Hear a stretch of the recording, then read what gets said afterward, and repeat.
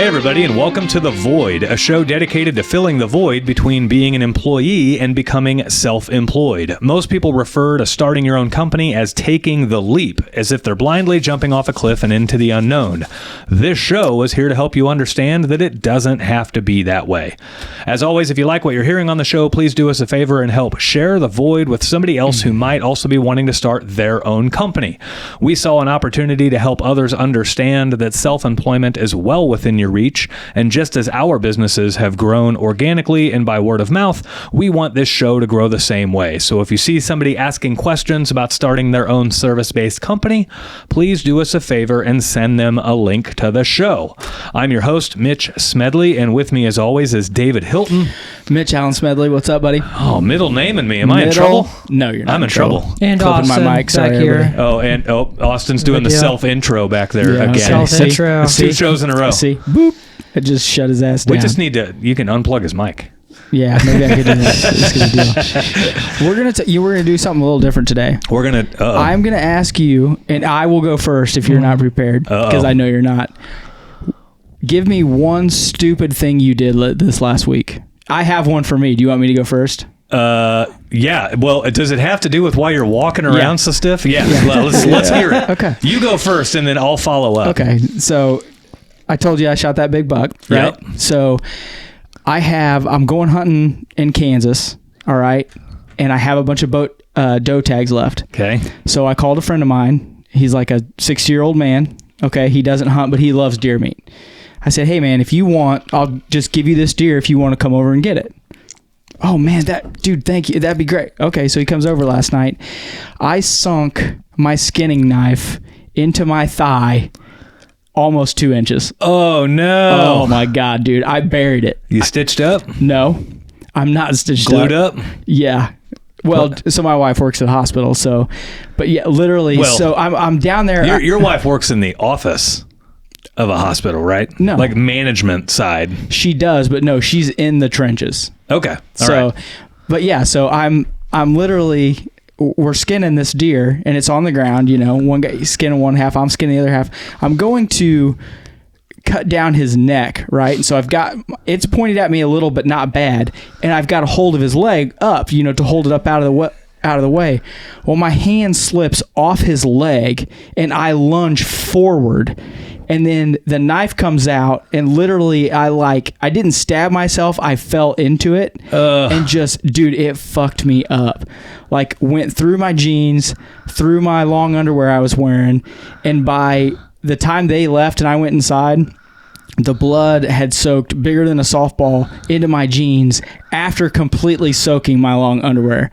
Like my leg hurt so bad today, I couldn't even walk. I didn't work today. This morning I was so stiff I couldn't walk. I was like, wow. So I'm gonna sit at home today and put wood on the fire.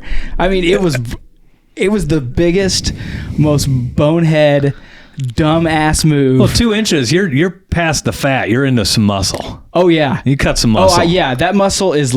Yeah, it's lit up. So I mean, it's on fire. Right, so right now, I took a bunch of pain pills before the show, and I've had a little whiskey. So if the show today is a little, if I seem a little out of whack, that's why. Dave's slurring his words. That's why. That's why. It's not the booze. It's you know. Let me answer something. So this is the importance of owning your own business, because if you were going in, the boss would be like, "You still coming in, right?" Yeah. Oh no. Yeah. No. I messed up bad. It was bad. Janine's. We have to go to the hospital. Like, we have to go. Like, after what do you mean? She's like, you need stitches. Like, you need a lot of stitches. I'm like, nah, I'll be fine. So, like, my skinning knife. Give me some tape. Like, it's only like 4 or 5 inches long, you know, and it's basically a triangle shape. Yeah. I buried half of it. Ugh. So, it's only like 1.25 inches. It's probably an inch, but it's an deep. Inch long, but deep. But it's deep. So, I've been in some serious pain the last couple of days. So, our podcast studio is on the second floor of my home. And I'm following Dave up the stairs, and he's walking about like he's 94 going up the stairs. I was walking like I had taken a pin and put it in my butt and was trying to carry it upstairs that way. That's what I was like. Don't let go of the pin. That right leg does not want to bend right now. Oh, man. A balloon crossing the border. So for all of you out there that do your own deer, like most of us do, that hunt, don't do that. Don't be a complete dipshit. Well, so you want to hear my boneheaded move? Yeah, what do you got? Deer as well. So it's deer season here Deer season opened up on Saturday, right? Rifle season. Rifle season opened up on Saturday. I've been bow hunting for like a month solid straight, at least. And so I took my son, Mason, for the first time ever. He's never shot a gun. What was it, Wednesday night or Thursday night before? So season opened Saturday morning. Oh, when you came over. Yeah. Yeah. I message up Yeah, it was Dave. I Tuesday say, or Wednesday, something like that. I'm going to take Mason gun hunting. We're just going to, I have a shotgun with a rifled slug barrel, iron sights, 50 yard, like, Yeah. it's just a good brush gun, right? Yeah. And I'm going to have Mason shoot my shotgun. I say he's never shot the shotgun before, so I call up Dave and go over to Dave's house because Dave's got a little bit of land. And I said, shoot some shit, man. Let's see what you got. Threw some pumpkins up and plinked them away, right? He was doing good. Yeah, he did all right. So he shot the gun 6 times at your house. Is that how it was? And we go out hunting. This was the best day I've ever had hunting in my life. Like, I feel bad because he got spoiled. Oh yeah, he don't know. Throughout the entire day. Meanwhile, Dave just has a knife in his leg while Mitch is out just having the best hunting of his life. Like throughout the entire day, the longest we went without seeing deer was 40 minutes. And that was from when we sat in the stand 30 minutes before daylight. Yeah. We saw deer within 10 minutes of daylight. Yeah. Well, this year, so in Missouri, it's been warm all fall, like seasonal all fall, and literally rifle season. It was 2 days. 2 days before that, it got cold. Yeah, they had a cold front move through the day before rifle season. It was perfect rifle hunting this year. So if you didn't get one and you're in Missouri, maybe quit hunting. You're doing something so wrong. we had plenty of shot opportunities. He's a novice with a gun, so we were kind of having to be a little selective. He had a couple of shot opportunities at some really big deer, but they were through a little bit of brush, would have taken a really good shot, and he didn't take them. But he was patient. Conservative hunting, right? We talk about it. He was patient. He waited a whole hour and a half after the sun came up. He has no idea. And he's had his 5th buck walk by. Yeah. Do I just do this every time and wait for one to get close? And so this buck walks by and he's chasing a doe. All these bucks were chasing does. And, I tell him, I'm like, that's a legal deer. Like, we're in a county where it has to have 4 points on one side. And so that's the biggest thing is like, I'm making sure he doesn't shoot an illegal deer. Or a person. Yeah. Well, yes. You'd have to be a fucking idiot if you shoot a person. But that's one time you made me. I tell him, I'm like, this deer is smaller than the other ones you've seen this morning. Do you want to wait for one of those to come back? Or do you want to take this one? And he's like, Dad, it's my first deer. I don't really care. And I'm like, all right. It's up to you, shoot him, right? And he's like 40 to 50 yards away. So right where he was practicing. Yeah, nice. right in the line where he was practicing. Nice. Great shot. I mean, everything went good with that. My boneheaded move. What do you got? So we handle that. We handle his deer or whatever. We go back and hunt for the evening. Now he's out of tags. Yeah, so he's done. I'm holding the gun now, right? Yeah. And he's spotting deer for me and having fun and everything else. Well, tell me you missed a deer. Biggest deer I've ever had in range while I'm holding a gun. We had the biggest deer I've ever had in range while he's holding the gun. His first day hunting, 30 minutes in the stand, and here's this 140-inch 10-point. I can feel the anger in your voice. Yeah, so because I would also have been angry. Be like, man, what the fuck? Give me that gun real quick. Yeah, the game plan was my dad was hunting a stand 250 yards from where we were, and it's all through the woods. And so the game plan was at about 4:45, if we hadn't seen much of anything, then Mason and I were going to get down and start walking to my dad's stand and see if we could kick something his way, right? Push some deer, yeah. And so my dad texts me at 4:30 and he says, hey, in 15 minutes, if you don't see anything, just start heading my way. Mason says, okay. Literally the moment Mason says, okay, I'm like, shooter deer, walking in. And we see him from about 70 yards away through the brush, through the trees. And all I can see is this massive freaking rack. So deer comes in following a doe. Closest thing to mating we've seen. This deer is on the doe. And the doe's... Was she walking slow? She's walking slow, right. Perfect. Like Dave. And so... That's right. Yeah. Walking like Dave with a knife in his leg. Yeah. Limping. And so the deer turns broadside at about 50 or 60 yards from the stand. Oh man, I love where this is going. And Not for you, for my personal ego. Just entertainment. I pull the gun up, pull the trigger. The deer kicks slightly, runs 15 yards, stands there, and like his back starts arching up. You know how when you get a really good shot on a deer, Yeah. and it's almost like they've got mega heartburn. Yeah. They just kind of stand there and bow up for a second. Yeah, they lock up and just fall over. So deer stands there and bows up, and now I get a better look at his rack, and I'm like, that's a big freaking rack. I am not like if this deer is standing here while I'm holding a loaded gun, I shoot him again. I'm shooting him again, Yeah. right? So now he's like 70 or 80 yards away. Now, Still within range. iron sight shotgun, I'm good to 100 yards on this thing. I've gone to the range. It's dead on at 100 yards. It's an inch high at 50. It's like, Yeah. it's an inch high at 50. It's dead on at 75, and it's an inch low at 100. Well, at 100 yards with iron sights, You're I putting can't it right on him. Yeah, I'm not You're within aiming an in inch the middle anyway. and letting him fly. Yeah. So I pull up, pull the trigger, knocks the deer over. Like, it's a shotgun, so there's a tiny puff of smoke that comes out of the end of it. So like the split second you pull the trigger, you can't see your shot. It's not like like a lot of times with a rifle, you can actually see where Yeah. it hit, right? Yeah, yeah. So It's this, it's a clean burn. yeah, this you can't quite see it, right? So I can't quite see where I hit, but like the moment you can see something, the deer is flopped over on its side and its legs are kicking in the air. Mason and I start celebrating in the stand, right? Well, as we're celebrating in the stand, putting the gun back on safety, I'm like hanging it up, I'm grabbing my bag, I You're look excited. over, the deer fucking stands up and walks away. And his back leg's in like shambles, right? Yeah. So like he's dead somewhere. You've seen Actually, him- that's not true because I've seen a three-legged deer before. You've seen Deadpool where the guy's like trying to run away from the Zamboni. Yeah. Right? Yeah, with one leg. With no legs, yeah. right? That's about what this deer looked like trying to walk away, right? Oh my God. And we're hunting right on the edge of this crazy thick stuff, and so he like slips away right into the thick stuff. And I look at Mason and I'm like, that son of a bitch just walked away. I knocked him, like literally knocked him on his ass, Dude, right? I feel for you. I feel So- your pain so bad right now. So here's my boneheaded move. So let me ask you. No, go ahead. I'll ask. So- I have a list of questions going here. So my adrenaline's going, right? Yeah. And I thought, okay, I put 2 shots in this thing. My boneheaded move was telling myself, I don't need to wait 30 minutes. Yeah, always wait 30 minutes. Right. Always wait 30 minutes. So it was getting a little dark.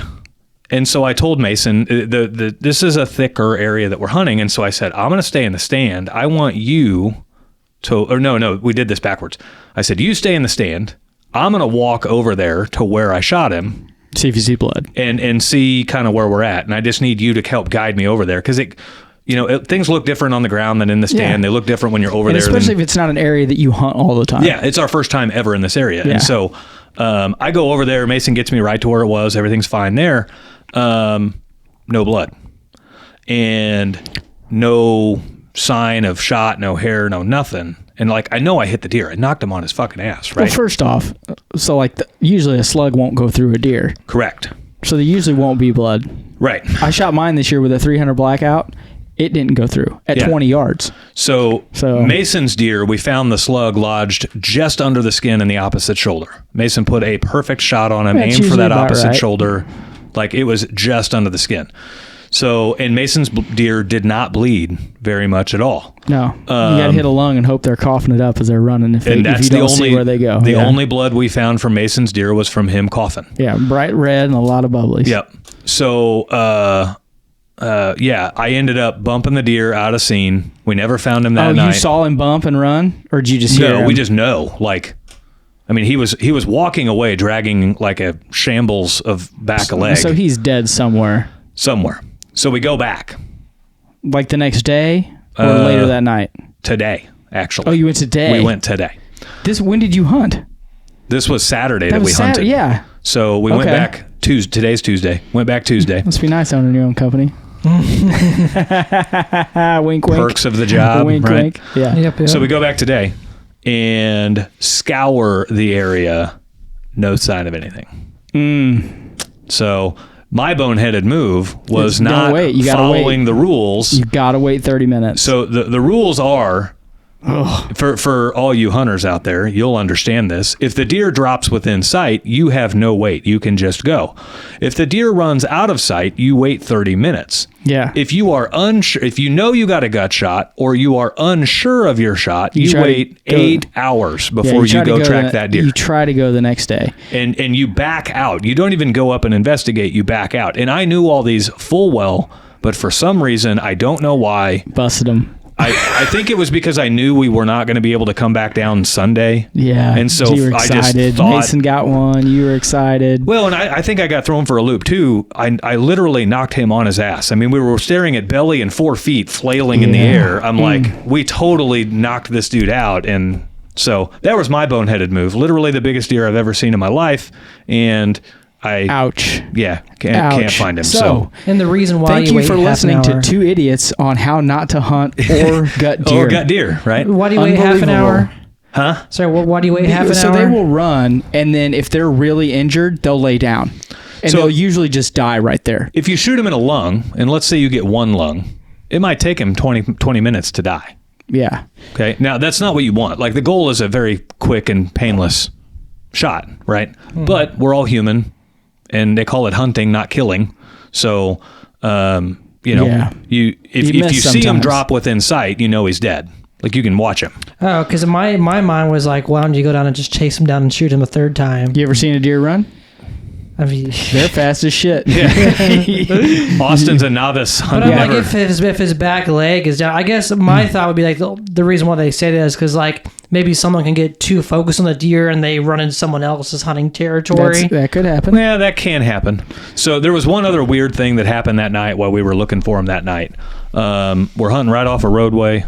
I'll say right off a roadway. This property is bordered by a road, and we're only 250 yards from the road, and off the direction that the deer went, we heard this really loud truck slam on its brakes. Oh no. We hear a gunshot, we hear a tailgate, and then we hear a truck tear off and out of there. Someone shot that son of a bitch. So they're like, oh, look at this deer's all messed up. At this point, like we ended up finding blood and all of that. Like, Did you go look in the road? Did you go look in the road and see if you saw blood? No, there's no blood in the road. So, like, we know I hit it. There's no question about that. But we don't know what happened. I mean, you could second guess yourself until the day is long. We could talk hunting stories. I hit a deer in the front left leg one time in the shoulder and literally knocked the deer to the ground. He got tangled in a fence, and I'm like, man, I've just smoked this huge 10-point. He gets up, looks around, literally looks at me in the stand, runs off, jumps the fence. I get down, I go out into the field, and I can see him running across the field with an arrow sticking out his shoulder. And I'm just like, man, what the man? Well, you helped me track one time. Oh man, this was 10 years ago. That was brutal. Down at Lone Jack. When we went back the next day, you said, hey, can I have some help? Yeah. So I shoot this deer. Public land hunting. This is Mitch's like second year hunting. Yeah. Maybe first. It may have been the first. It's probably second, I think. Public land hunting, and so public land is so crazy because there's so many people there, and you can shoot a big buck on public land. You can, but not close to the city like where we're at. It is a pain in the ass. So the small deer walks in, and to me, like, even a small buck is a trophy on public land, especially as close to the city as we are. So I shoot this deer, and he runs off, hits a tree, boom, he's over, he's dead. I'm in a climbing tree stand, so I watch him for a second, text my wife, tell her I got one, so I'm going to be home late, and I, take my bow off, and I tie it to my rope, and I lower it down to the ground, and then I start working my way down the tree with my climbing tree stand, and I get halfway down the tree, and that deer stands up and walks away.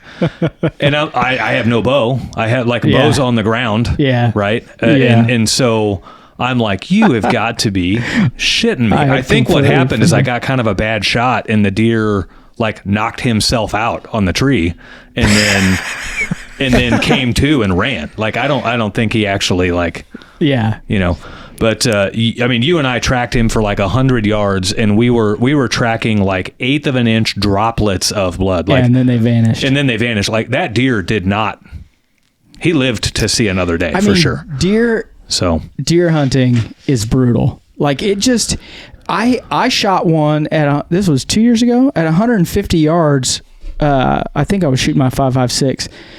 Hit him good. Saw him mule kick. Saw him drop a shoulder and limp into the woods. Like, I mean, went out there, tracked blood, and I mean good blood. Yep. For 100 yards. Never found him. Yep. I mean, you could one lung a deer, and that dude could run for a mile during the rut. Like, if his testosterone's running, that dude's gone. Yep. I mean, just gone. Yep. It is extremely... So I shot that buck on Saturday at 20 yards. I've got a red dot sight on that rifle. Mm-hmm. I shoot him. I see him bolt and run off. So I set my gun in the sling. I get down and I just walk literally 20 yards, and I'm like, I'm just going to make sure I got good blood. No blood. I'm like, man, what did I miss? I mean, so for 30 minutes, I'm pissed. Yeah. I'm like, oh, you mother, God, I'm up there fuming. So 45 minutes goes by, and I'm like, okay, I'm going to get down. I'm going to seriously go look. And then literally, I don't know, 50 yards down the trail, I start seeing blood. And I'm like, that bullet must not have gone through. And I'm like, how does a 300 Blackout, which is a 30 caliber bullet, yep, it's 155 grain, so it's moving above the speed of sound, not go through this deer at 20 yards? And then I find him balled up. Yeah. But I was just like, I mean, I've had so many bad experiences. I mean, I was losing my mind.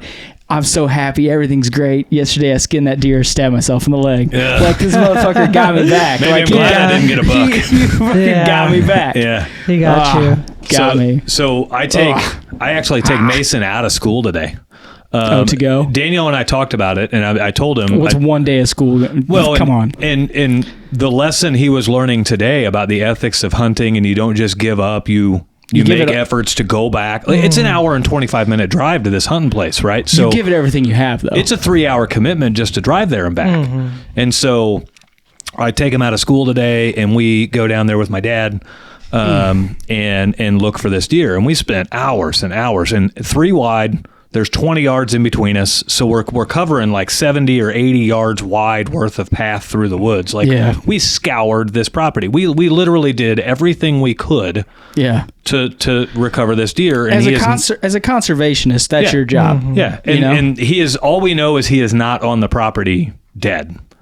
That doesn't mean he didn't, like, I don't know. Did he run to the next property and die? I don't know. He's dead. He's dead somewhere. Did he get shot by that guy on the road, or was that a completely random separate thing? I don't know. It's tough to say, but the cool thing with it was Mason got to see like the most active day in a tree stand I have ever had in my life. And saw some serious mistakes. Mm-hmm. Yeah. He got to see the full range of it. He got to see a successful shot. He got to see many shot opportunities. He got to see... obviously bad shots, or it's possible that they weren't even bad shots, because like Mason's deer, the bullet didn't pass all the way through. So it's possible both my shots hit the deer, but didn't pass all the way through and didn't bleed. So we didn't have a track. Yeah, it could have hit him in no man's land too. Yeah, like you just don't know. But we also dropped his deer off. There's a Mennonite deer processor down in that area. Yeah. So we dropped his deer off at the Mennonite deer processor, and he got to watch all that. He's never seen a butcher shot before, so he got to watch them. That's a trip. Well, what's crazy is there's like 80 people in there, and not one of them had a knife sticking out of their leg, so they're a hell of a lot better than you are.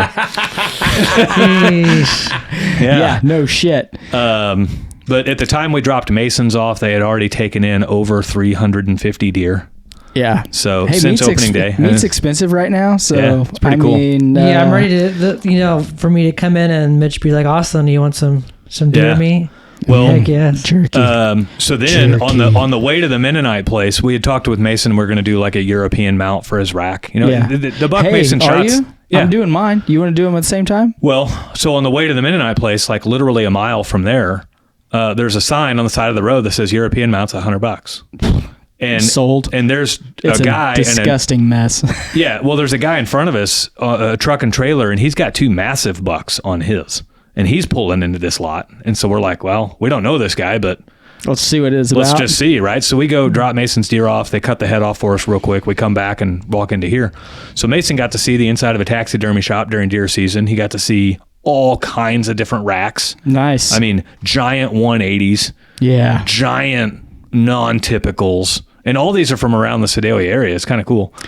He got to see small individual, like a small, like tiny basket rack 8. He got to see one where it's only 4 points on one side and nothing on the other side. Yeah. Still a legal deer. Got hurt. Like from was it that deer something season where like the deer just has one antler?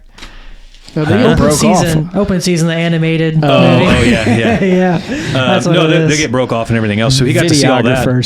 So then, yeah, just use my movie references. To like cap off this really cool experience, while we're on the complete other side of the property, we've scoured everything. We're kind of talking about like, do we give up or do we keep looking? And I mean, I'm going home. I'm like, man. Well, I mean, outta here. we did our due diligence. There was no question about it. So here we are standing in the middle of the woods talking. And I was explaining to Mason some of the rules of hunting. I kind of follow like Fred Bear's rules of hunting. I do Smokey Bear. I bet you do.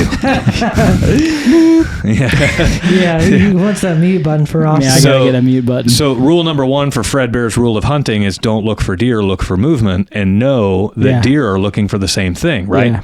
And so I had just got done explaining to Mason rule number 1. With your hands like this? Right. No. You're talking Mitch hands that are always moving. He does this motion right here. Yeah, I explained that to him, and literally 2 minutes later, I'm like, Mason, there's movement over there. There's a deer is walking this way. And my dad, he's like, there's a deer on this property that my dad has been hunting for 2 years. Big one? It's a giant 10-pointer. And my dad was hoping that Mason wouldn't shoot it. We saw it that day. That was one of the crazy big deer that we saw that were within range. How have I not got invited to apparently this great hunting property you have? I didn't get invited until this year. You know what? I'll call your dad. Yeah. We're better friends than you. And 5 years later, I'll start getting invited. So I tell Mason, I'm like, hey, there's a deer heading this way. And then I see it's got antlers. And I'm like, Dad, get your gun ready. There's a deer heading this way. And I've got my gun already ready. Safety's already clicked off. Like, I'm ready. You're like, I'm going to smoke this fool. 3 dudes in full orange standing there in the middle of the woods. Yeah. And this deer is just walking right in on us, right? And so then the deer gets close enough and I realize he's got a big old rack. And so I'm like... And 3 legs. And so I'm like, Dad, get your gun ready.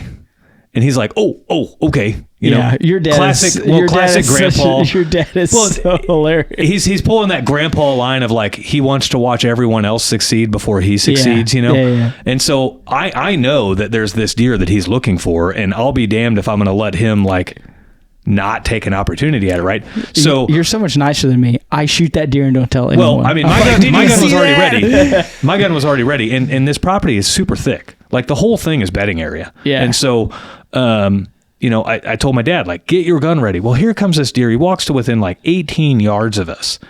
And next thing I hear, like the deer's walking right in. And at the moment he gets out into a clearing enough, I realize half his rack's missing. Oh, okay? man. Now, the other half is a nice, brilliant half of a 10 point. It's 5 beautiful points. So someone's either shot it off or he's probably broke it off fighting. In a battle, yeah. Yep. And it was broken off very low at the base. Really? But personally, I would not shoot that deer. No, I wouldn't either. So I had already decided I'm not going to shoot it. My dad hasn't seen, like, it's 18 yards away. We have to be quiet, right? My dad hasn't seen the other side's broke off yet. So my dad, he's never really shot his shotgun for hunting. He's shooting with a shotgun as well. He has a 270. I don't know why he's using his shotgun. How do you idiots? I take that back. Listen, I know why. Mitch and his dad have money. Buy a rifle. What are you guys doing? No, he's got a do it. He's got a 270. Right, just here, Mitch. Take this. Take it. Deer walks in 18 yards away, and one of the other rules I explained to Mason was you have 3 chances with a deer. Strike 1, strike 2, strike 3, and you're out, right? Strike 1 is they see you. Movement. Or actually, strike 1 is they hear you. Strike 2 is they see you. And strike 3 and they're out is if they smell you, right? Yeah. So this deer walks in. First thing my dad does, clicks his safety off louder than ever. Like, I think he pushed that button as hard as he can. Click. Right? So it stops. That deer stops and looks straight at my dad. And I'm like... That was strike 1. Right? And so then here's my dad, like, putting his gun on a branch, like getting a good... Keep in mind, my dad hasn't seen the fact that it's only got half a rack yet. And so... Let's be honest, your dad's like you. He's pretty...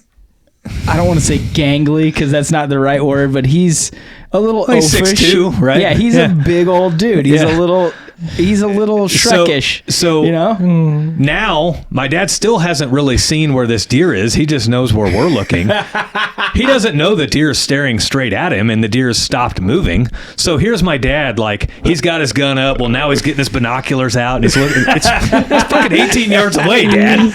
Like, he hasn't seen it, so he has no clue where to look. And so in my mind, I'm thinking, there's strike two. He's seen you, right? Now, he never smelled us because we were downwind of him. But so the deer just decides to drop his tail and turn around and just trot away, you know? And my dad didn't see him until that point. Oh, man. But here's the sweet sauce of all of this. If there is anything positive of all of this. If you've learned anything, it's don't go hunting with a Smedley. Yeah. That is what you've learned. Except it's Mason. Like, go hunting with him. He's a good luck charm, apparently. Okay, got it. So no Smedley, no Vic. Yeah. Got it. Take Mason. So here's the sweet spot with all this is my dad recognized that was the 10-pointer that he's been hunting for 2 years. And now he knows where not to spend the rest of the season because the one deer he wanted off that property is missing half of his rack. So he'll just wait till next year. Yeah. So, and they have another property down there too that they hunt as well. Whose property is it? You don't have to tell me that. We'll I honestly have no clue. So it's my dad and my uncle. My dad and my uncle have hunted down there for like 7 or 8 years.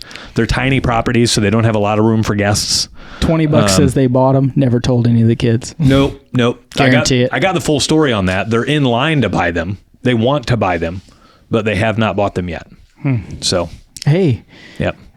Your dad's getting old. Maybe we buy. I got enough hunting ground up here. Yeah.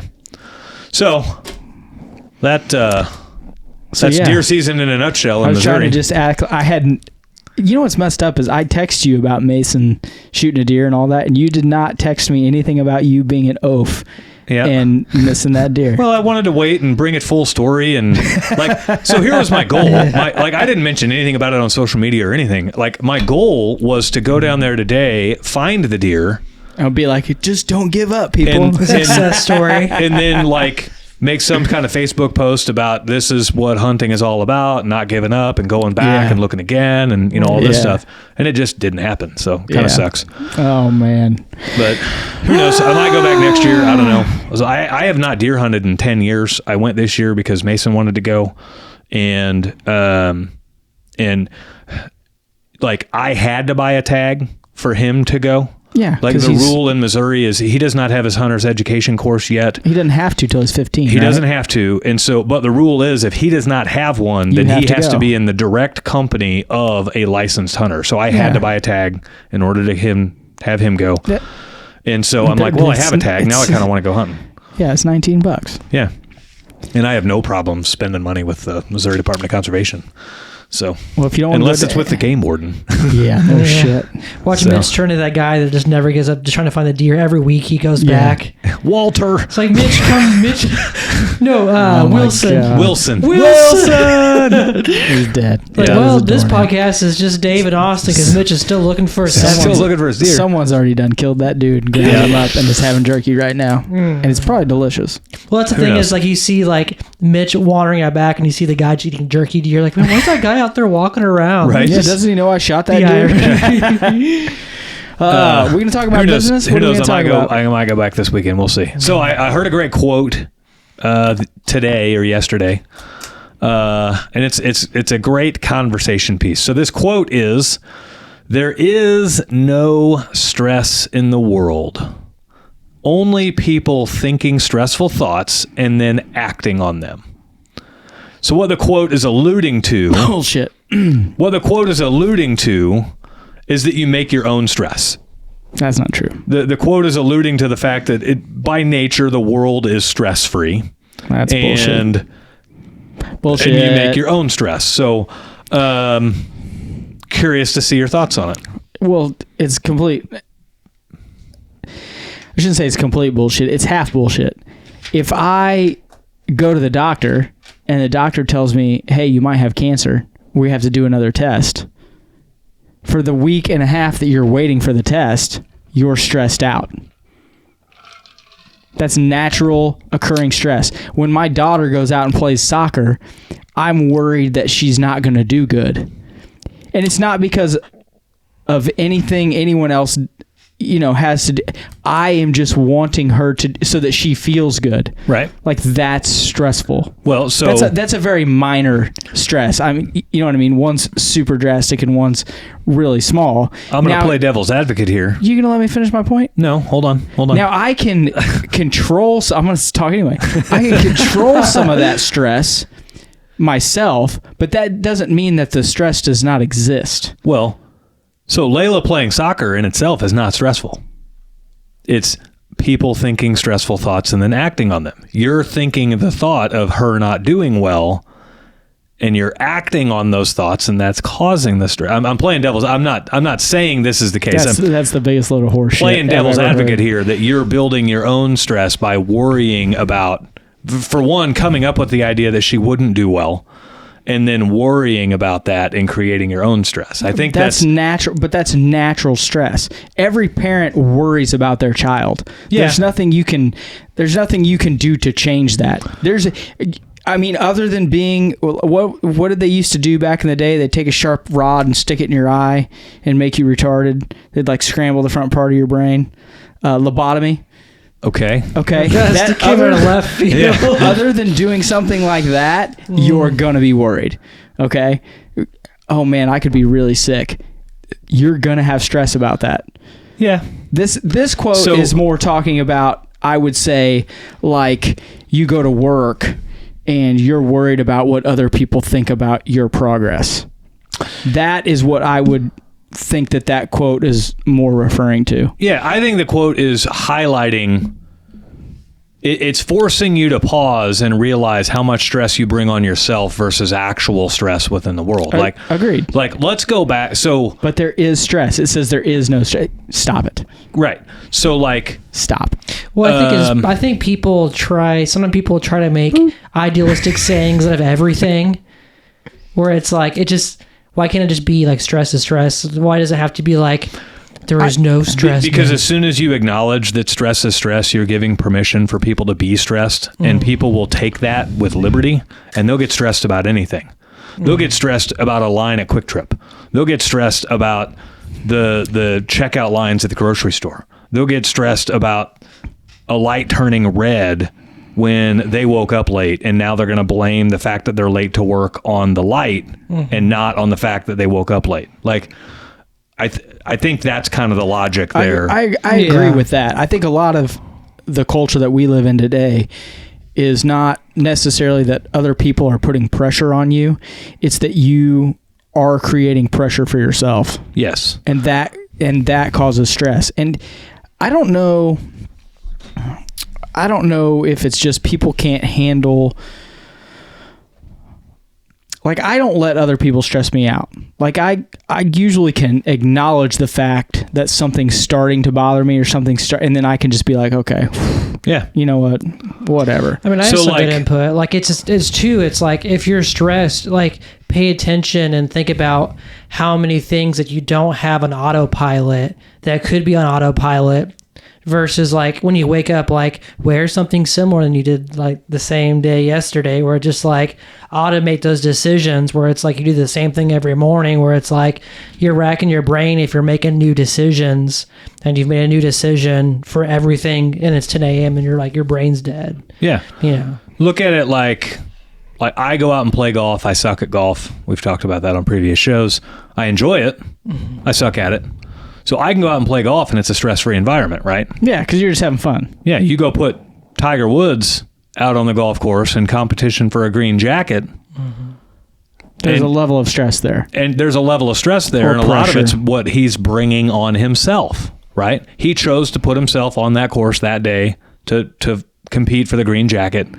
You know, he's analyzing his own shots and, you know, all of that kind of stuff. So I don't necessarily, like, I think the quick way to look at this is people would look at this quote and think stress is a bad thing.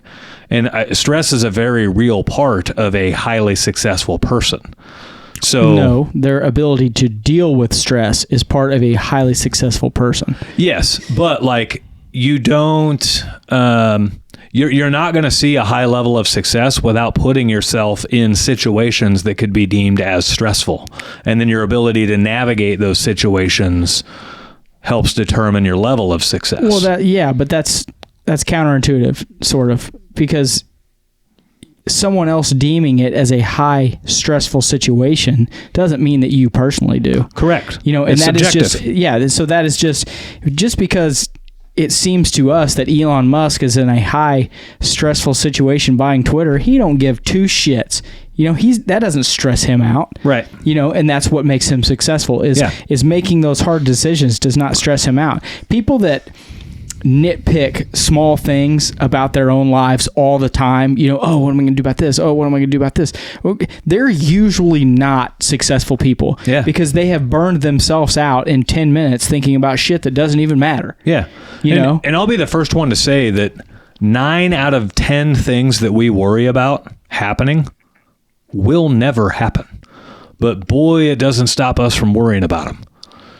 We worry about our kids getting hurt. We worry about our kids getting kidnapped. We worry about our kids doing drugs. We worry about our kids, being having their thoughts messed with by a teacher. Well, we worry about our kids and their friends. Like I'm on a kid train here, but like it's because I brought it up earlier. It's fine. There's literally no shortage of things we could worry about in regards to our kids. However, if we were to put them all down, 90% of them will never happen. But it sure doesn't keep us from worrying about them. Yeah, and I think this is a little off topic, but the train ride that is life and is humanity is I've said it for a long time, it's going downhill pretty quick. Well, a lot of that I think is because we do overprotect kids and we do worry about every little thing that's happening and we try to control every little small thing, and all of that snowballs with the actual things that are happening. Because you see them and they are happening. It's when me and Mitch were kids, I would ride over to Mitch's house after school on my bike when I was 12 years old or 13 years old, and literally wouldn't go home till half hour after the streetlights were on. Right. And no one ever gave two thoughts about, something bad could happen. But now bad things do happen. And so people think about it. Are they as dramatic as we make them out to be? Probably not. No, gosh, no. But they are going up. Right. And we've talked about this in previous shows. I don't think the world is any more of a dangerous place today than it was back in the 80s. I think the speed of media and information and all of those stories traveling around are so prevalent now that we hear about all the bad things. Whereas back in the 80s, if it didn't happen in your town, you may not have heard about it. Yeah. Or if you didn't watch the national news, you may not have heard about it. Well, now you hear about it from text message. You hear about it from Twitter, Facebook, Instagram, TikTok, national news. Like you hear about it from every source out there, and they'll bring up stuff that happened 3 years ago as if it's current. And so, very real story about that. Like literally last week, we have a rule in our house: no kid in our house gets a phone until they're 13. Layla will be lucky if she's out of the house by the time she's 21. So like Mason's that's like my 13, big thing. I'm way overprotected. Mason's 13. He has a phone. Grant is 11. He does not have a phone, right? Yeah. Well, Grant's the adventurous one. He's the one that's on his bicycle all over the neighborhood, and we're talking miles away. You don't have a tracker in that kid's shoes? No. So what we did was we bought him a watch that has a GPS locator on it. Perfect. But it can also do some like we can text him whatever we want. It can do, it's got like 5 or 10 pre-programmed texts. Yeah, say get home now. We can where ask you him, at, bro? Yeah, we can ask him a couple of questions. We know what the pre-programmed texts are. He can also speak into it and give us a voice message real fast. But here's the cool part with it. Like it's got cell service and all that. Nobody can text him on it. Like the only texts it can receive are from us. First off, I've never heard of that. It's pretty cool. That's badass. Where did you get that? Oh, you just have to ask Danielle later. Like it's real. It's like did you get it at Verizon or something? No, she got it online. I can't remember how it works, but I'm getting some new shit tomorrow. I saw a kid at our church who they did this. I think maybe they give her a kid. She's like Layla. That's a 2 great years old. idea. She has like an Apple Watch. And I'm like, I'm like, why would they do that? But I'm like, now that I know. Well, so here's the dilemma, right? Like the moment you get your kid a device, now they're getting access to all the social medias. Not with that watch. Right. That's pretty dope. So you're getting all of the, like, the reason you want to, like, here's the problem with a lot of parents is they tell themselves, well, I needed to get my kid a phone so I could see where he's at and, could check in with him and all this. But now, like, the moment you do that, well, now your kid has access before they're emotionally prepared for social media. Now they have access to social media. And I don't know why Danielle and I came up with this 13-year-old thing, but for some reason we just felt at 13 they're nearing the maturity level where they can handle some of the social media stuff. And so that's why we got Mason a phone at 13. Well, with Grant having this watch, we get all of the perks of having the phone. We can communicate to him whenever we want, but he can't do all the social medias. He can't text friends. It's an old flip phone that's on his wrist. Kinda, yeah. Mm-hmm. So why didn't we think of that? I don't know. Cool. It's really cool. So, I mean, he's got his own phone number and all that stuff. It's kind of neat. But again, that whole thing was spawned out of the random thing. Like, there was one night 3 weeks ago where he was over at his buddy's house. Ironically, his buddy is here right now. Yeah, I saw him downstairs playing Papa Shot. Yeah. He was over at that friend's house, and he's about 1.5 miles away, but it's all through neighborhoods, so Grant knows he can ride his bike there.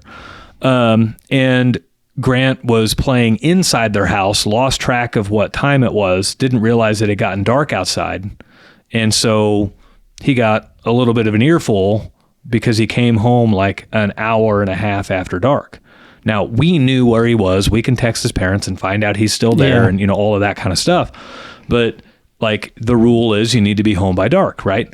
Well, all it takes is one little encounter like that before, as a parent, and you're like, is he dead in a ditch somewhere? Yeah. All of that kind of stuff. And so, again, kids used to do that all the time. You and I used to do that all the time. We would leave at sun up in the morning.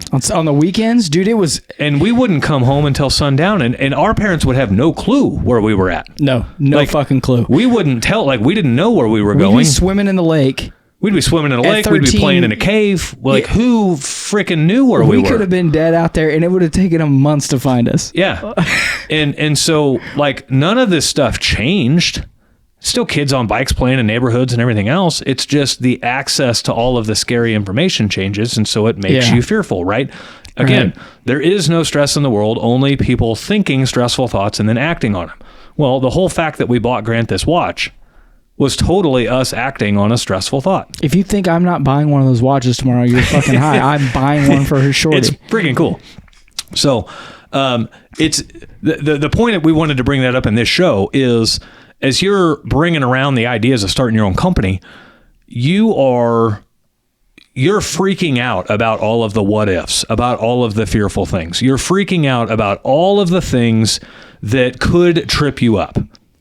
Just know that at least 90% of what you're worried about will never happen. Well, and it won't happen, especially if you go back and listen to the first 9 episodes. Correct. When we talk about preparation at every level, once you're prepared, you don't have all those doubts. Right. You know what I mean? Doubt is generated by being unprepared in a lot of situations. Yeah.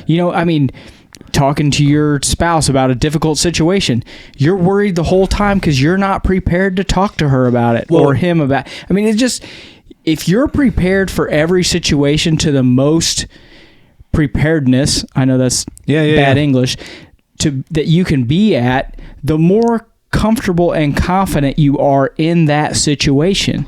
If you've never built a deck before, but you've talked to someone that has, and you have planned it all out, you have gone to Home Depot and bought all the wood, you have double checked your list once everything was at the house, you are more confident in dealing with that job than you were when you started. Yeah. Preparedness is a huge part of understanding and being comfortable where you are in life, whether it be business or relationships or anything for that matter. Let me ask you this. How often have you failed at something that you gave your all at? Me? Yeah. I'm awesome at everything, so 0. My dad has this saying. Now, some people would look at that and say, like, oh, he's being cocky. No. Austin, how often have you failed at something that you gave your all at? Oh, I just failed today. I didn't win that contest. I spent hours on that freaking video. You can't talk. That's a subjective thing. That's He entered a video editing contest. I probably spent like 15 hours. His on that finished video. product was fucking amazing. But it's a subjective. Like literally, they have a hunt. Everyone got handed the same. There's like 1,000 submissions. Yeah. Okay. So 1,000 submissions. How many minutes of content did you have to go over? It was, I think it was 8 clips that were 5 minutes long. So, okay, so everybody got handed 8 clips that were 5 minutes long. They didn't film this. Everybody got handed the same 8 clips, and it was 1,000 submissions on. Yeah. Okay. Yeah, I guarantee someone's buddy got it. Okay, so that's an example. We talked about that. Somebody that knew somebody got the prize. Yeah. So that's an example of just because you didn't win doesn't mean you failed, right? How often have you failed at something that you gave your all at? Well, it just kind of depends on which way. And Mitch's the question really is based on, like, I've played sports and gave my all and not won. He's talking more about projects. Like if you're doing a project at home and you gave it your all, your true 100%, I did everything I could just to get it done, you probably got it done. Right. I mean, the success rate is probably realistically 95%.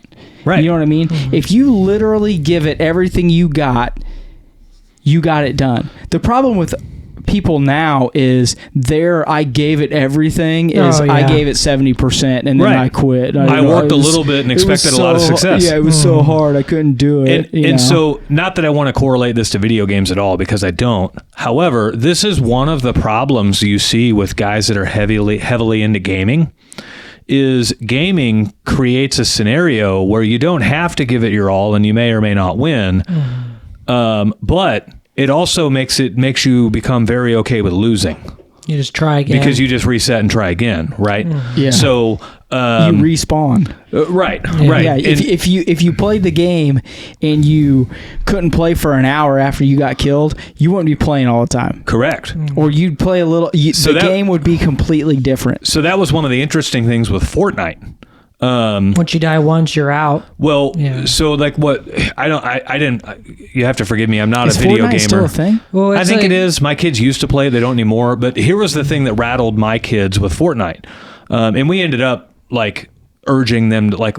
We're usually not the type to forbid them from doing anything, but we kind of talked them away from it. So the thing with Fortnite is like you have 100 people playing in a match, and it's the last one standing wins, right? Well, so you have 100 people playing. When you die, you have to wait for the match to start over. Yeah. So you have to watch the whole rest of the match. Yeah. And so that's a different element than just dying and respawning, right? Well, to a 8-year-old, to a 7-year-old, it's painful. It's very painful, right? And they're just ticked for 20 minutes. It's rather than being ticked for just a couple seconds. You're sitting there just fuming. This is totally off topic, but that gets into the thing of the younger you are, the longer the minutes are. Oh yeah, you know what I mean. When you're 80, when you're 80, a month is like nothing. Because if you break that your life, you're 80 years down. Yep. I mean, it's a minute's a long time now. Yeah. It's a higher percentage of your life. Waiting for lower percentage of your life. Waiting for Christmas when you're like 5 years old felt like 7. Oh my God, you're waiting now. It's like boom, it's gone. Yeah. Like what happened to Thanksgiving? And so you have to pay for it.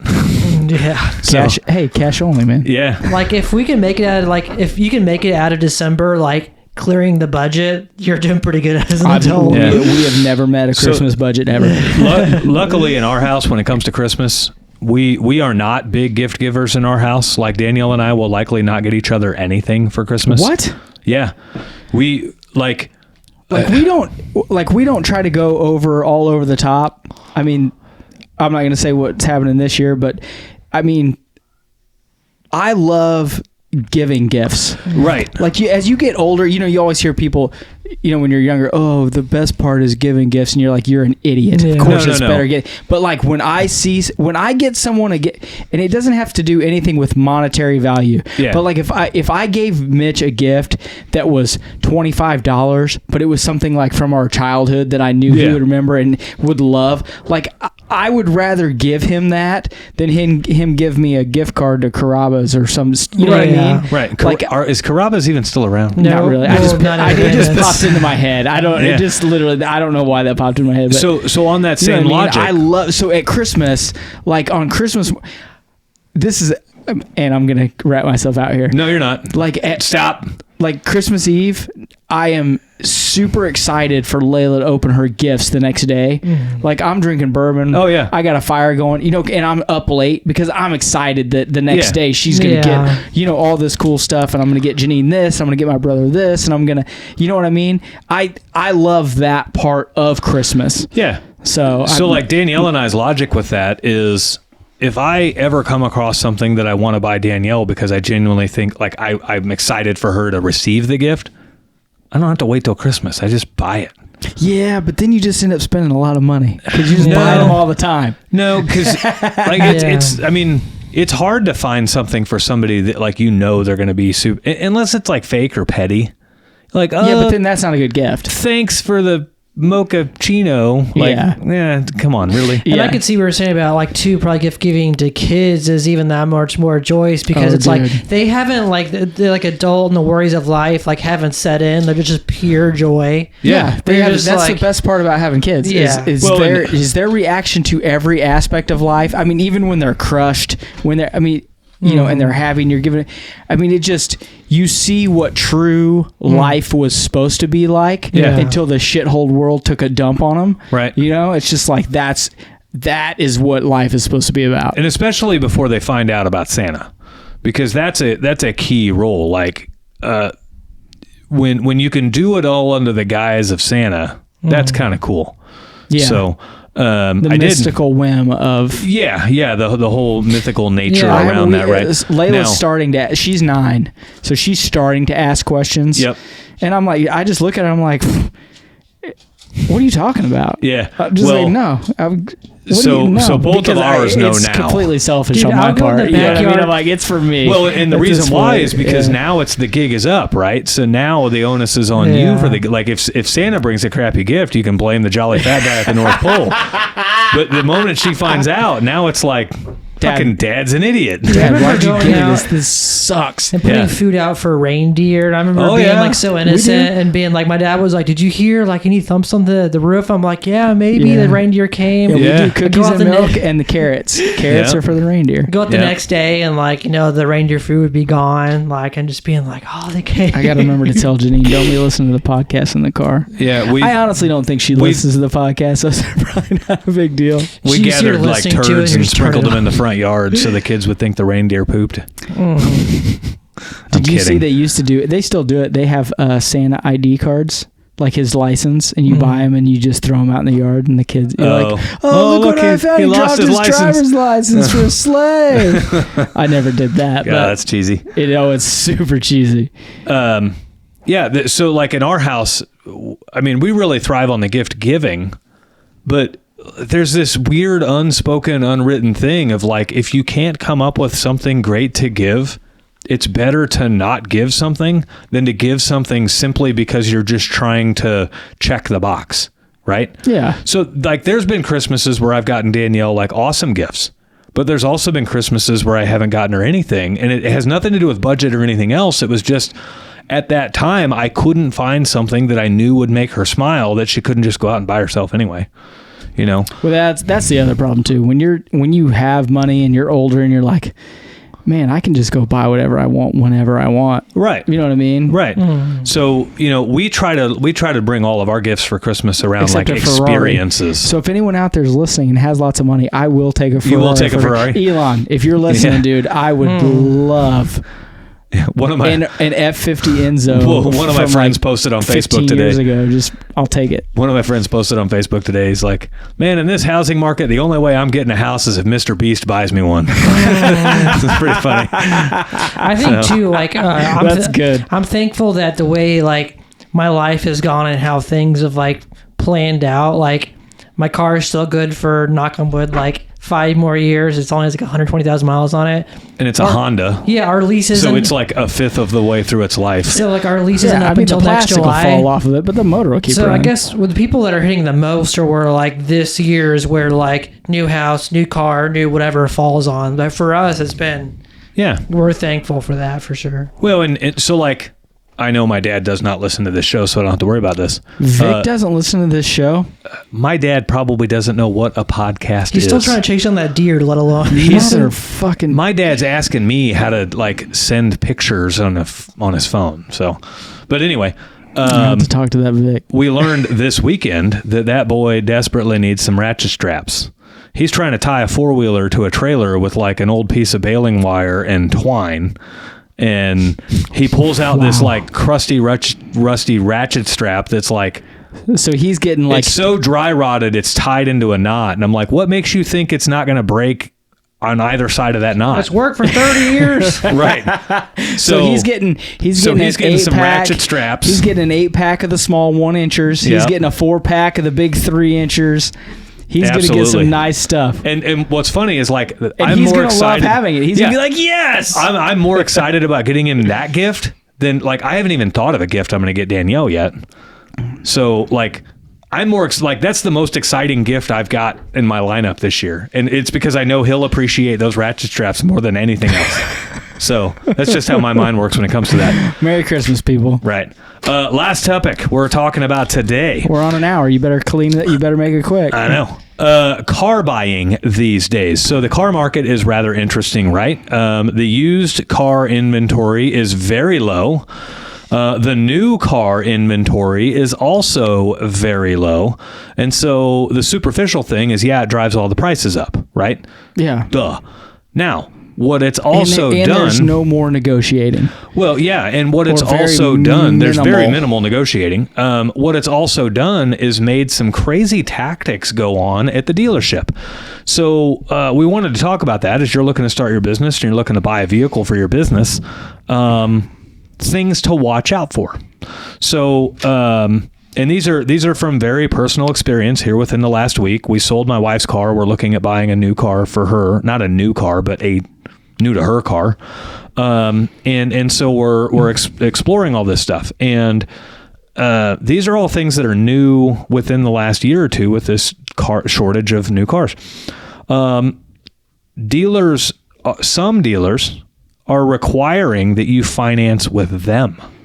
And it used to be like back in the good old days of like 0% financing, you'd finance with the dealer to get 0% financing, and you'd have to to pay sticker, or you'd have to pay just below sticker. Yeah. There was no haggling. Yeah. So like if you were getting 0%, there was no haggling on the price. Or if you wanted to haggle on the price, then you were going to pay, 3 or 4 or 5%. You were paying the extra $2,000 no matter what. It was just where was the money going? Right. What helped the dealership, look like they're selling more cars at a, and we're getting people to use our financing. Yeah. For those that weren't going to pay it off early, right? That's an old trick of the trade. Yeah.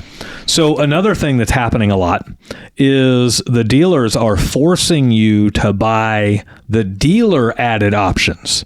So what I mean by that is like, let's say a car has an optional like entertainment package, right? Well, that comes from the factory with that, where it's got maybe a bigger screen and some navigation or a better sound system or, whatever. You're talking like running boards or upgraded like wheels, undercoating or paint protection or window tinting. Like that's all done at the dealer. Yeah. And the dealer is forcing you to spend an extra $3,000 on the dealer added options if you want to buy their car. They'll list the car for, I'm just going to use round numbers. They'll list a car for $50,000, but then when you go in and buy it, now all of a sudden it's 56, and you're like, wait, it was listed at 50. Well, yeah, that's the price of the car, but then we've got the $3,000 for the, this, and we got the other, and so. And they're doing that because they're not selling a lot of cars, and they need to keep their guys going. Right. So that money doesn't go to Ford or Chevy. That goes to the dealership. Yeah. I mean, I get it. No, I totally get it. It's tough right now. So on the Ford or Chevy thing, quick sidebar. One thing, so Ford, yeah, right. Ford clapped down on their dealers and they said no more marking it up above MSRP. And so what dealers are doing is they'll literally go to you, Dave, and they'll say, I'm going to sell you this truck for MSRP, and I got a sweetheart deal for you. You're going to drive it for 2 months. And in 2 months, I'm going to buy it back from you for $4,000 over MSRP. Yeah, and then they're going to sell that truck to someone else for the same money. And they're going to buy it back from you. Now it's a used car, and Ford can't do anything on used cars. So now they buy it back from you for $4,000 over MSRP, and now they'll go list it for $10,000 over MSRP as a used car. As a program car, yeah. And so now you made money. They're making money twice because they sold the car to you, and they're going to sell it used. I have a buddy who's literally done that 4 times in the last year and a half. Yeah, and I will say I've talked to a guy that's a little high up. I won't say who he works for. I don't know if you know him or not, but so they've been, the big whole deal was we don't have the chips, so we can't make the cars, and they're driving up. Well, they're still making cars. They just don't have the chips in the cars. Yep. There are literally lots with 100,000 cars in them, and what is going to happen is when they catch up on these chips and get all these chips in, and these other guys, they're going to flood the market with vehicles, and brand new vehicles are going to be a nickel. Yeah. They're literally going to be a nickel. So I've been telling, because people I know that are looking, for this and that or whatever, if you're not going to start your company for 6 months, don't rush and buy a car right now. No, gosh, no. Wait and see what happens. The economy's going into the tank now. Mm-hmm. I mean, personally, I hope everything works out, but I don't think that that's what's going to happen. Right. I think it's going to drive into the tank. Interest rates are going up, just like you're finding out if you're going to buy a car, right? Yep. But in 6 months from now, if they start tapering that stuff off and there's 1 million trucks out there for a nickel, you'll be able to get whatever you want for 20% less than it would cost you right now. Yep. So maybe tell Danielle it's not time to buy a new car. Yeah. Maybe we should have kept our Fusion. Yeah. We'll see. Just judgment on my end. Yeah, there's more to going in to sell her car than I get on the surface. But if I can't crush those nuts a little bit, you got to bust my balls. It's just not worth it for me. I'm not making any money. I got to have some joy. So one of the other things to look out for, and this you won't usually find at your official dealerships. And I say official, I mean like a branded, like a Dodge or a Ford or You'll a Chevy. You'll find it at a Max Motors. Yeah, you're going to find it at a higher end used dealer. And so this is the worst experience we've had when looking for a car. My wife found... She has a very specific model of car she's looking for, and so we're finding them all over the nation. There's not too many of them around here. And one of them she found at a dealership down near Atlanta. And she's reading the reviews online, and the reviews are not good. The reviews have a bunch of like heavy wording in them about illegal this and breach of contract that and scam artist and con artist and, It's one thing to get a bad review. It's another to have a lot of those heavy words in there, so right? You don't buy one from them. And you're kind of looking at it like, the dealership doesn't really affect the quality of the car. So these people are really reviewing their transaction. Sometimes. Right. And so it's like, I can put up with some shit. Like if they've got the car that we want, I can put up with some shit, right? So in this particular car, it's a 2019 and it's only got 781 miles on it. And the price that they're asking for it is similar to other 2019s with 20 or 30,000 miles on them. And so I'm like, let's pursue that one. I can put up with some shit for that, right? So we find out exactly why the dealer has all these bad reviews. I called up, and they're in Atlanta. I have a Missouri prefix on my phone. Of course, they're in Atlanta. And so I call up and or California, and the lady on the phone says, "Hey, the salesman's out in the lot, but let me just grab some info. Where are you calling from?" And I say, "I'm Kansas City area." And she goes, "What car are you looking at?" And I tell her what car I'm looking at, and she goes, "Okay, were you going to be needing financing or not?" And I said, "Well, we're either going to pay cash for it or we're going to finance it through our own bank. I don't know yet, but to you, it'll be cash either way. Like it'll be a check either way, right?" So then she's like, "All right, I'll have the salesman call you back." So the salesman calls me back, and he says that car is not available anymore. It's been sold. And it just seemed kind of weird, right? Like, why couldn't she tell me that? And so one of the reviews that my wife read online was that they would tell, like they would tell out-of-state people the car was sold, but yet they would sell the car to in-state people. And so I told my wife to call. You know, in this day and age, you can't really tell where somebody's from just by their area code on their phone. Oh, yeah. And so I told my wife to call. She has a different area code on her phone. Yeah. And so I said, call them and tell, like, for one, you're a woman. So if this dealership is being shady, they're going to think they can take advantage of a woman. Yeah. But then for two, I said, you need to tell them that you're only 20 minutes down the road. And tell them you're looking to buy a car, you're 20 minutes down the road. So she calls them up and she says, hey, is this car available? I'm only 20 minutes down the road. I saw it on your website. I wanted to see if I could come by and check it out. And they said, oh, yeah, it's most certainly available. Well, they just told me literally 20 minutes before they told me it was sold. Now they're telling her it's available, right? And they said, oh, yeah, it's totally available. You know, what info can I get on it? And she asked a couple of questions. They gave her some info. And they said, well, tell you what, let's have the salesman reach out to you. What's a good number for you? And they said, how are you going to be paying for it? And she said, well, you know, we'd probably finance it through our bank or we'd just pay cash for it, either which. And they said, all right, well, I'll have the salesman reach out. Well, the salesman calls out and says, no, it's not available. It's just been sold. And so now it all clicks together. That dealer only wants to sell cars locally using their in-house financing, because if you don't pay the bill, they will repo the car, put it right back up for sale, keep all of your payments, and start that whole process over again. Yeah. So they're treating their inventory not like it's once it's sold, it's gone, and they have to get new inventory. Their inventory is revolving, and they're hoping that people default on the notes so that they can go repo the car right back. That's why they want to sell locally. Why do you think that they are hoping to repo the cars? Was it in the reviews? A lot of the reviews were talking about, and so some of the reviews were talking about, like, we had to finance internally, and $150 a month goes to some processing fee. It doesn't go to your principal. It doesn't go to your interest. So they're using shady financing. So they were using some real shady financing and all this kind of stuff. Always read your lease agreements, people. Yeah, financing agreements. And so, like, obviously, we're not going to go sign up for some bullshit like that. Yeah. But like, that's the kind of crap that dealers are pulling. We had another instance literally today. We find another one that seems to be cheaper than all the others around town.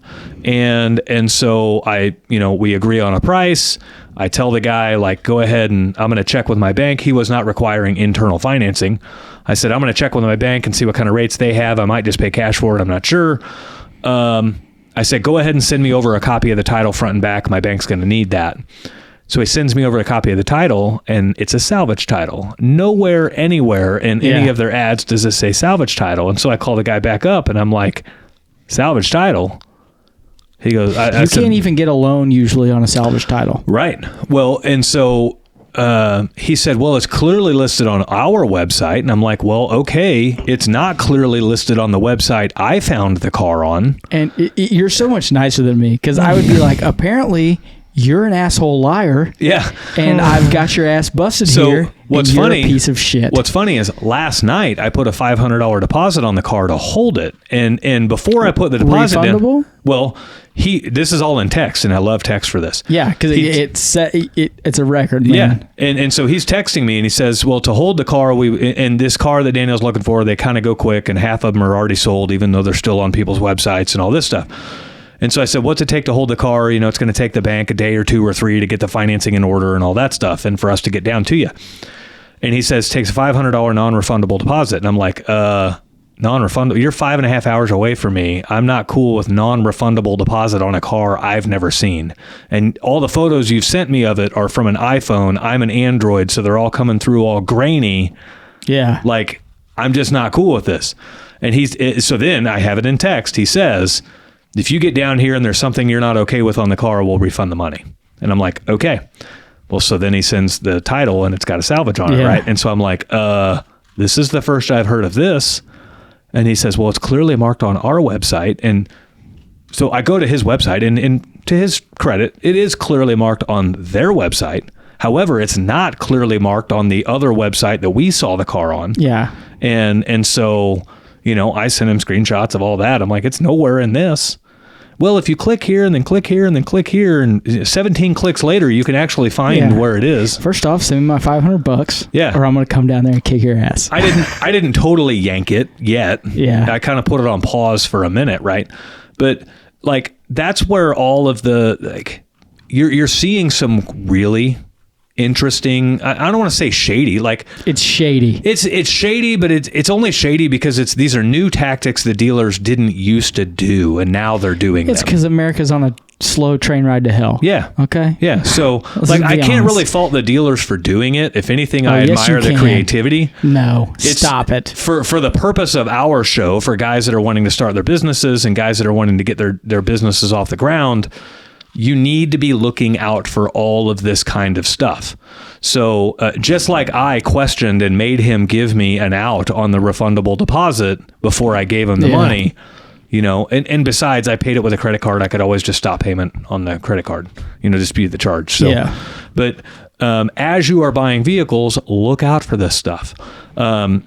You know, there's some great outlets for service vehicles around town, so around the nation that you can find. Well, so the moral of the story is do your due diligence no matter what right now. Yeah. I mean, everything is so topsy-turvy and back and forth and up and down and everything. You have to really cross those T's and dot those I's right now. Yeah. And be aware of what is happening. Yeah. Now, I will say, and this is not orchestrated by no means. There is a gentleman. So if you're starting an in-home service business, there's a good chance that you're going to want a cargo van of some kind for your in-home service business. There is a gentleman in the nation. His name is Chris Burris.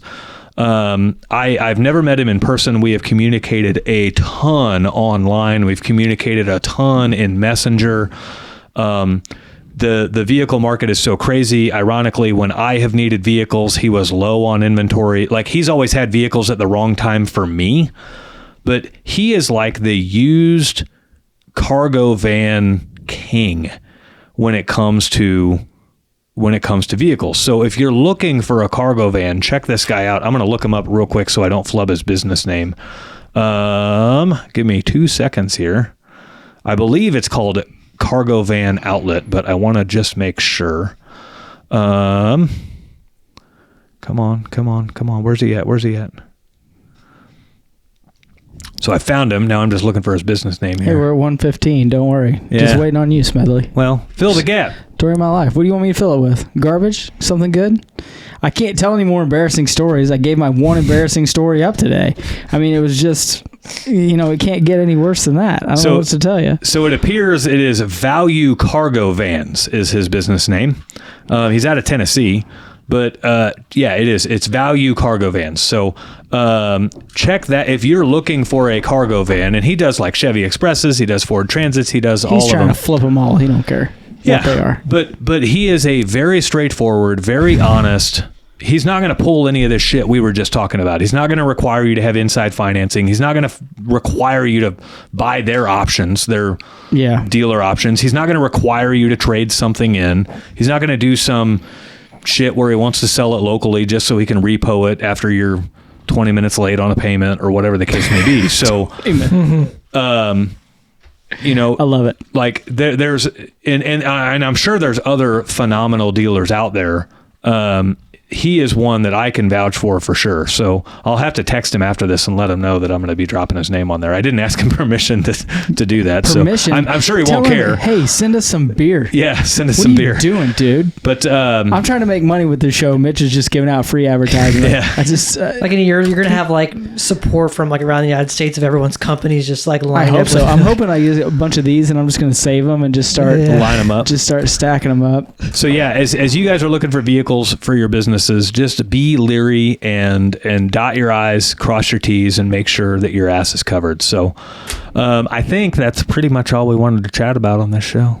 That's it, man. Wrap All up. right. All right. So, guys, after if it. you saw value in the show, please do us a favor and share the show. Also, drop us a 5-star review.